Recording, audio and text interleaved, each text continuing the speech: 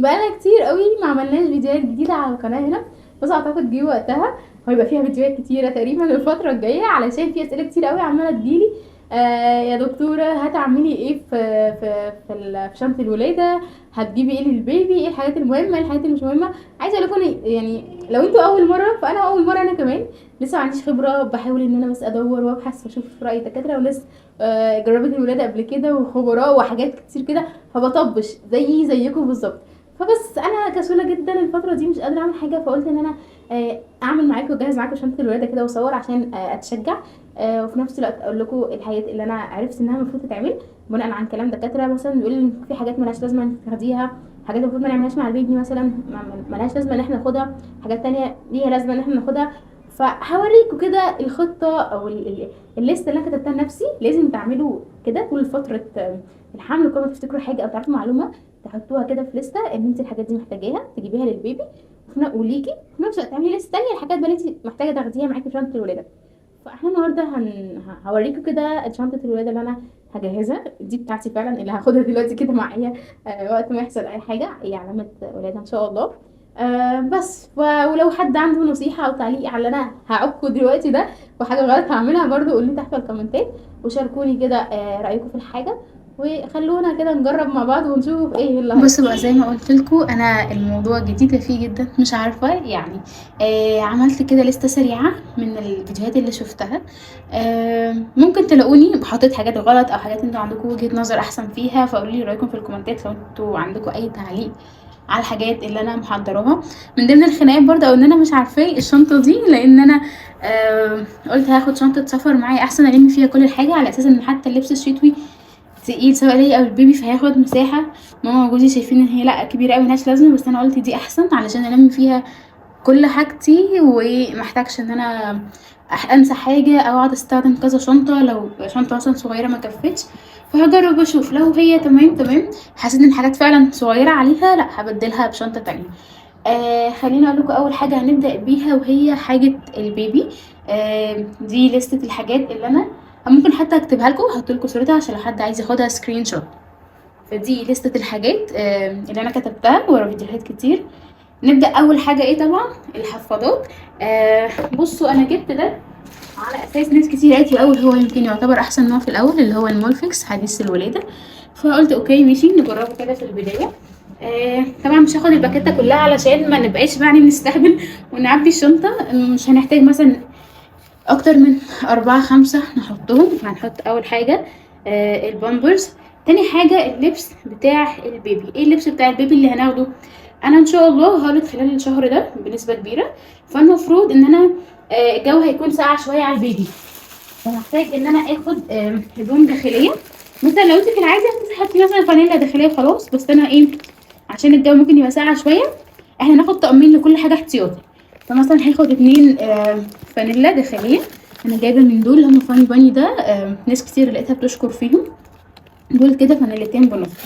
ومعاهم طقمين دفايه بكم على اساس ان هو البيبي يتدفى بقى. زي ما انتم شايفين كده بودي او فانيلا بكم ومعاها البنطلون بتاعها. فيبقى كده احنا اخدنا حاجتين من كل حاجه. وهاخد طقمين بقى اللي هو يلبسهم لو واحد في المستشفى حابين نغير واحنا خارجين. فهاخد طقمين دول، يعني انا اخترتهم كده اختيار عشوائي ان احنا سالوبيتا وبيجامه، هشوف ايه الانسب او ايه الاريح اللي هو تقدر يعني يلبسها لها وكده. واخر حاجه هناخدها طبعا بما اننا في شتاء فلازم تاخدي معاكي بطانيه للبيبي، او اختراع بقى الجديد اللي هو منتشر اللي هو البورت، وده اللي انا جبته.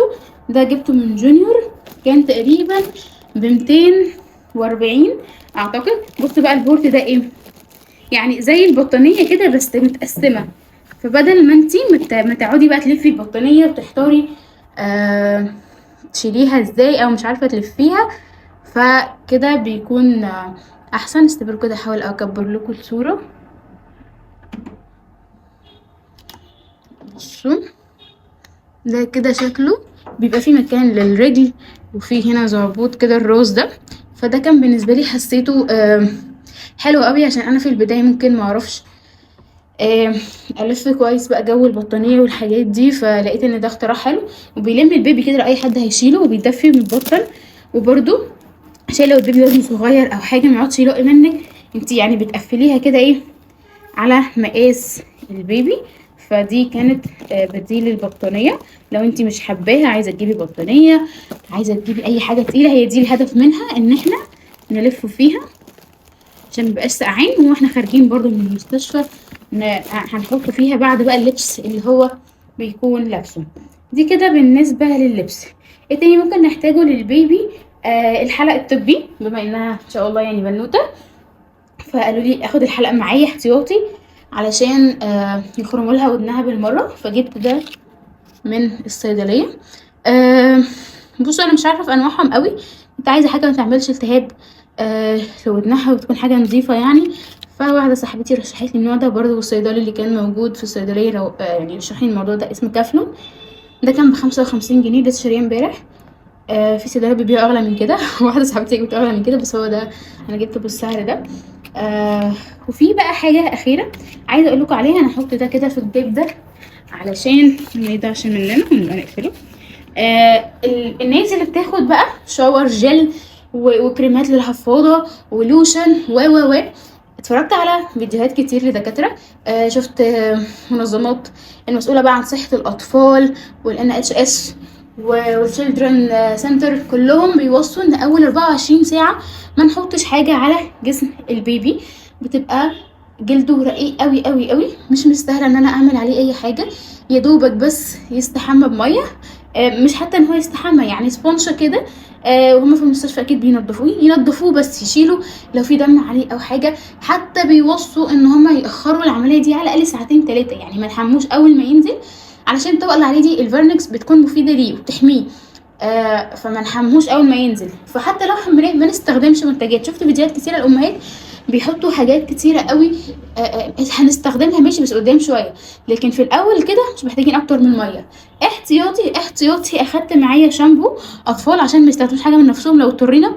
في ناس مثلا بتولد عندها قشره كتيره في شعرها، فهتلاقي التمريض بيطلب منك شامبو، فاحتياطي قلت اخده معايا. بس بنسبه كبيره هحاول ان احنا ما نستخدمش اي حاجه، لان دي اكتر حاجه انا مقتنعه بيها ودورت فيها كتير وقريت يعني هي دي اصح حاجه علشان. تعالوا بقى ندخل على حاجات الام. هنحتاج ايه؟ اول حاجه الحاجات الداخليه بتاعتها انا لميتها كلها. مثلا في عندك شنطه صغننه، شنطه ميك اب، حاجه صغننه كده عشان تبقى مجمعه في حته واحده. لو حد تاني فتح الشنطه بتاعي تبقى حاجتك كده مع بعضها، مش اي حد يعني ايه يشوفها، او انت تبقي عارفه توصلي لها بسهوله. محتاجين ايه في الشنطه دي او في الباجي الصغيره دي؟ اول حاجه 2 برو للرضاعه. عارفين البروات اللي هي بتتفتح من قدام؟ ممكن احط لكم صورتها. ده كان ناس كتيره بتقول عليه، بس انا ما لقيتهاش في مثلا الماركات او في المحلات اللي انا بشتري منها. طب اعمل ايه؟ خلاص البديل يبقى برو مريح، اللي هي البروهات الرياضيه مثلا، تكون الفتحه بتاعتها من قدام كبيره شويه، بحيث ان انت تقدري تخرجي صدرك وترضعي البيبي. فده الغرض من ان انت تاخدي بروهات مريحه ليكي، علشان تقدري ترضعي البيبي كويس، ما يبقاش في حاجه زنقه عليكي، لان في البدايه طبعا الصدر بيكون مليان باللبن وبتاع، فلازم حاجه تكون مريحه. وبرده بناخد معانا 3 أو 4 اندر ويرز يكونوا واسعين. سواء انت والده طبيعي او سواء انت والده قيصري، فهتكوني محتاجه حاجه تكون واسعه شويه ومريحه. فناخد معانا 3 أو 4 يكونوا واسعين. بمناسبه بقى ان احنا بنتكلم عن البروهات والهدوم الداخليه، هوريكم برده حاجه كذا حد نصحني بيها، وهي البادز بتاعت الرضاعه. بصوا ممكن تشتريهم من بيج اونلاين، هتلاقوهم في صيدليات برضو او على نون وامازون. البادز بتاعت الرضاعه دي لو انت مش جايبه مثلا بروهات الرضاعه متبطنه اللي هي مخصصه، وتستخدمي حاجه عاديه، فده بيتحط جواه بحيث ان هو يمتص اللبن، بحيث ان انت في البدايه برضو ما بيكونش في كنترول في اللبن، بيكون مثلا زياده بتاع، فما يبقاش هدومك وتبقي حاسه باحراج او كده. فالبادز بتاعت الرضاعه دي مهمه، كذا حد نصحني بيها. يعني الحاجات دي كلها بناء على نصايح ناس، ولسه بقى لما اجرب ان شاء الله هقول لكم ايه اللي فعلا نفعني وايه لا. هنحتاج ايه تاني برضو من الحاجات اللي هي ايه المستلزمات الصحيه دي؟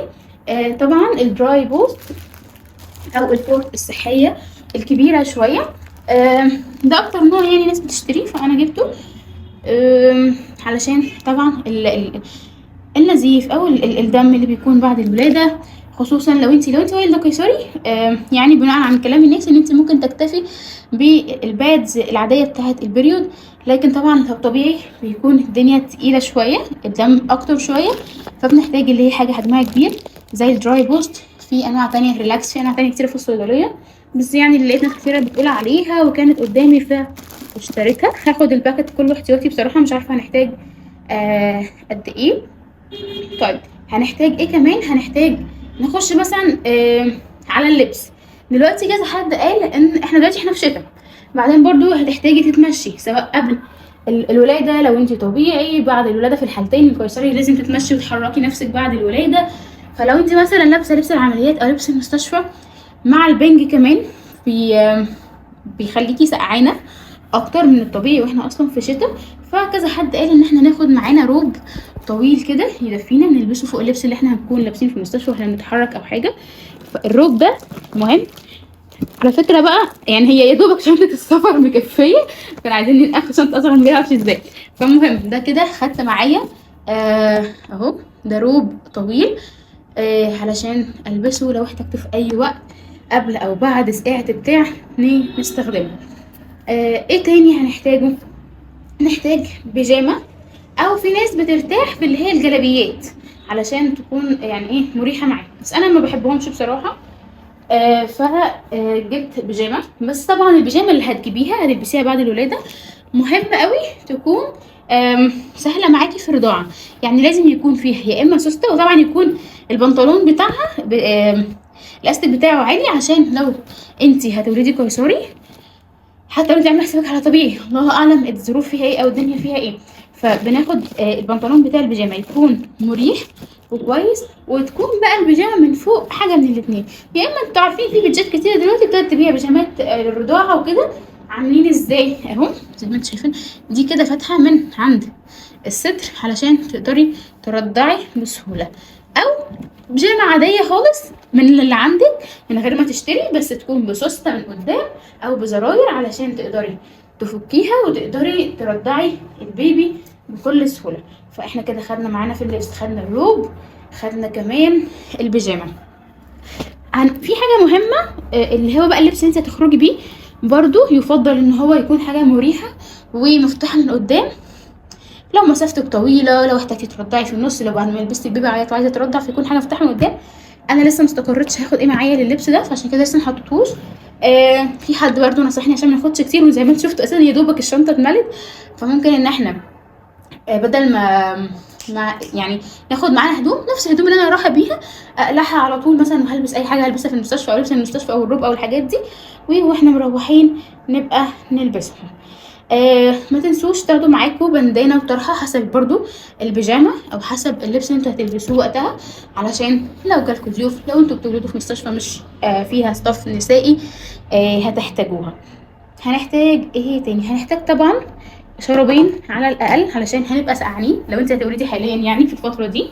فهنحتاج شراب هحطه هنا، هاخد شراب مؤقتا لحد ما اجيب شراب تاني دلوقتي واحطه هنا معايا علشان لو سقعنا. هنحتاج ايه كمان؟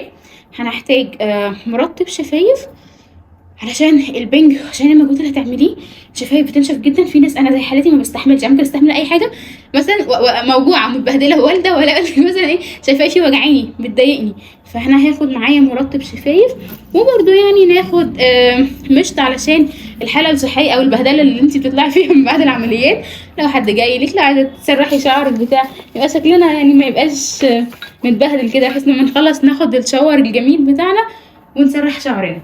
وبمناسبة الشاور فهناخد كمان معانا فوطة احتياطي، معرفش بقى مع اني رحت المستشفى وشفتها والدنيا تمام، بس نسيت اسأل الحتة دي، بس احتياطي الافضل طبعا تاخدي فوطة خاصة بيكي انت كنظافة ويعني ايه وامان واحتياطي وكل حاجة.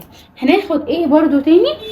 هناخد سليبر او شبشب، الحاجة بقى اللي تريحك، يعني اي شبشب عندك حتى مش لازم حاجة جديدة، لو حابة تجيبي كروكس حابة تجيبي اي حاجة هناخده معانا علشان برضو لما تيجي تتمشي في المستشفى ما تفضليش رايحه جايه كده بالشراب بس او حافيه او ايا كان. فهناخد معانا ايه؟